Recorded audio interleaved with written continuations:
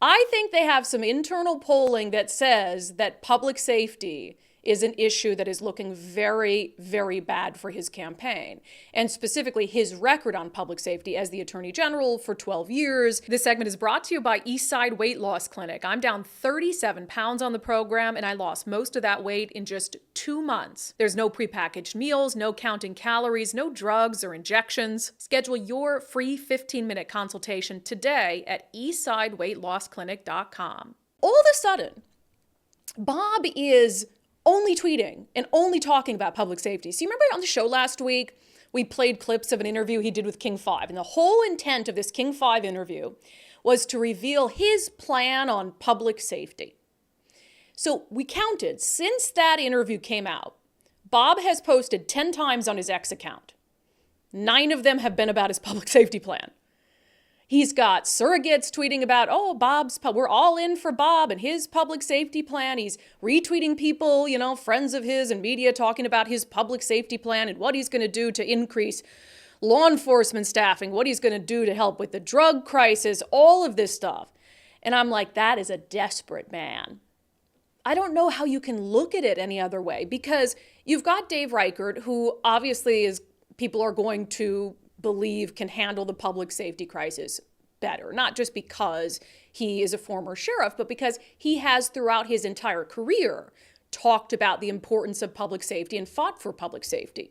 Bob Ferguson, on the other hand, has said nothing at times where it really mattered and really could have made a difference when it came to police staffing, when it came to retail theft, etc.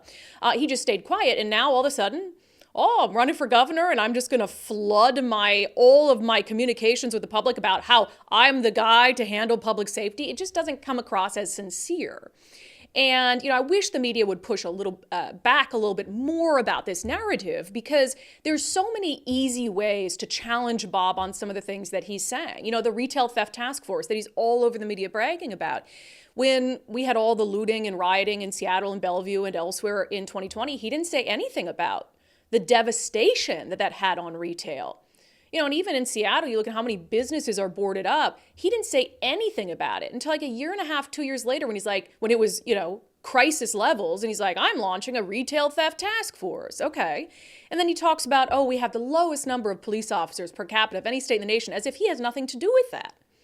And his party and their ideology and their not only lack of refusal to support law enforcement, unless it's convenient for them, but also he's been prosecuting police. He's 0 for 4 in police prosecutions. Bob, we talked about this on the show last week.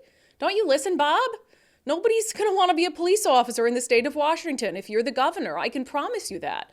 I don't know that there's any amount of money that you can offer them in some sort of bonus to try to incentivize people who are worried about the political climate here and worried about getting thrown in jail because you want to score another point with the far left.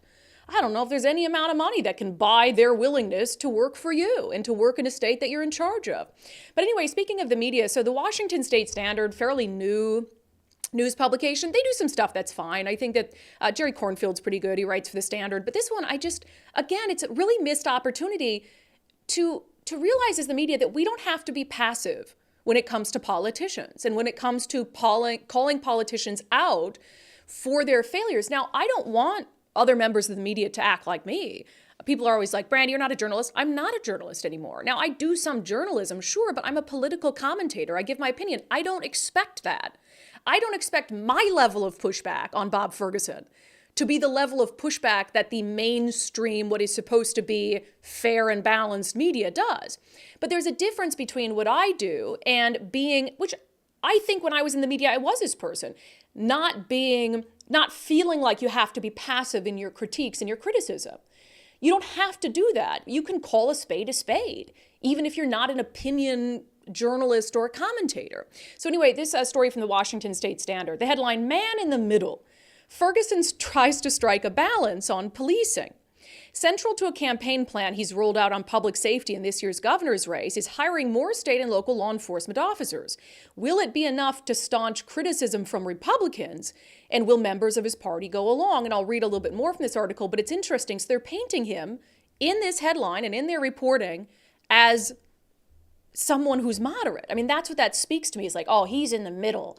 He's between Republicans and the far left on public safety, which I don't think is accurate. So it says Ferguson thinks he has an edge on public safety, pointing to his office's work during the past 12 years on issues like combating retail theft, clearing out the state's rape test kit backlog, locking up sex offenders, and winning over $1 billion in opioid industry legal settlements. I mean, the fact that he thinks he has an edge on public safety is just laughable, but it goes on to say Republicans in the legislature, meanwhile, also contend the state has become less safe under Democrats, who've controlled both chambers of the legislature and the governor's office for about 6 years. Here's the thing. Republicans don't just contend that. You're putting it out there as if it's some accusation from Republicans that's unsubstantiated, and it's not. Everyone, right, left, and center, and the numbers bear out that we are less safe. And we do live in a state that has had universal one-party control for at least 8 years, much of the last 20 years, and a Democrat in the governor's office for more than 40 years. So you don't have to attribute that to Republicans. You can go and do your own research and show just how bad crime, the situation that we're in with drug overdoses, etc. It says Ferguson, in an interview on Friday, swerved around questions about whether his party is weak on public safety heading into the 2024 elections. Of course he did.